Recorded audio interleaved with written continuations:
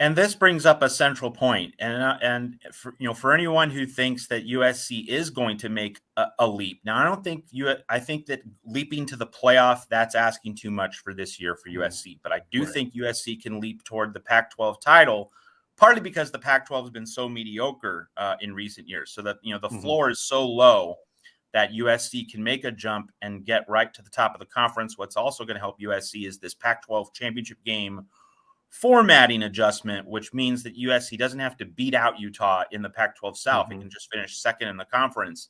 It gives the Trojans a better avenue toward the title game. And assuming that USC does lose in Salt Lake City in October, well, that sets up the Trojans well for a revenge game in Las Vegas. So, I mean, like there are lots of avenues for USC to do well in the Pac-12. But in terms of Notre Dame and in terms of getting all the way to the playoff, I do think it's asking a little bit too much, precisely for the various reasons that you've outlined. All that having been said, it's not just that USC's coaching staff was bad. USC's coaching staff, as you have explained, Brian, was lazy. And the Athletic did some reporting right after the firing of Clay Helton about just how lazy he was, and defensive coordinator Clancy Pendergast, he didn't recruit. He did not recruit. You had a defensive coordinator who's not recruiting. So not only is USC getting the upgrade from Pendergast to Alex Grinch in terms of quality of coaching, but also you're just getting a guy who's, and I'm not even saying that Alex Grinch is the bee's knees or like the messianic answer to all problems in terms of recruiting, but just the fact that he and the rest of Lincoln Riley's staff are making a full effort. Just that. So, like, there are just so many ways in which USC hit rock bottom under Helton.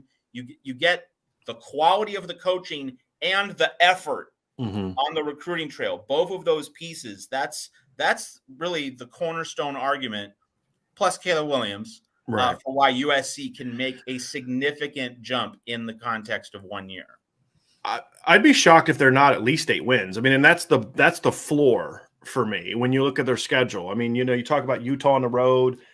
I mean, your rest of the road games are Stanford, who's just not going to be good. I mean, if Lincoln Riley's the coach people think he is, you shouldn't be losing to Stanford.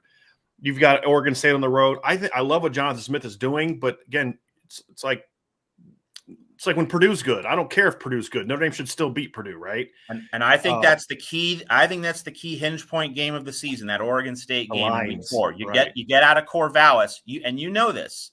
Like, you know that Oregon State used to be good. Oregon State beat Notre Dame in a Fiesta Bowl 2 decades ago. That was a long time ago. And Oregon State, and I'm not just going to dump shade on Notre Dame.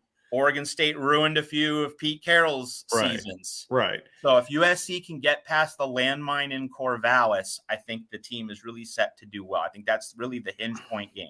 For me, I think it even goes beyond just what they've done in the past. I think that's one of the few there's only a few teams in the Pac-12 that to me are trying to build physical football teams. UCLA is doing it. Utah's done it for years. Oregon State's the other. And that's the thing that Jonathan Smith has brought. He's trying to establish a really quality running attack there. If USC can kind of show like, hey, we can hold our own in the trenches, I think it's also going to kind of be a game where we kind of see where they are in that development too. I don't know if you agree or disagree with that, but it's not just the win or the loss. It's, how do you handle a team that's going to play big boy football? Because, I mean, if you look at the schedule, the other teams that we talked about, they don't play until, mid-October to the end of the season with UCLA and Notre Dame. And I think that's going to be the king. And I think that's the other thing that's going to hurt USC a little bit too, just as an outsider looking in, is the poor recruiting has hurt the depth. That's something that hurt Notre Dame for years, is the lack of depth. Where's USC going to be in the trenches, especially when you talk about depth when you get into November? I think that's going to be the other thing, because that's the thing that would hurt Notre Dame during some of Kelly's years, is they'd be really good, and then they get to November and just swoon because either the strength program wasn't strong enough or good enough, or the depth wasn't there, and guys were playing too many snaps, whatever the case may be. So I think that's the other interesting thing, and that's what the UCLA game is going to be. I think the UCLA game kind of is perfect for USC, because it's going to be sort of you've been playing teams that are not necessarily physical football teams as you get ready for Notre Dame. That's going to be really good in the trenches. That UCLA team, that's one thing Chip has done, especially more so on offense and defense. Yeah. But that USC defensive line is going to know what it's like to get hit in the mouth before they go play Notre Dame at the end of the season because of what UCLA does.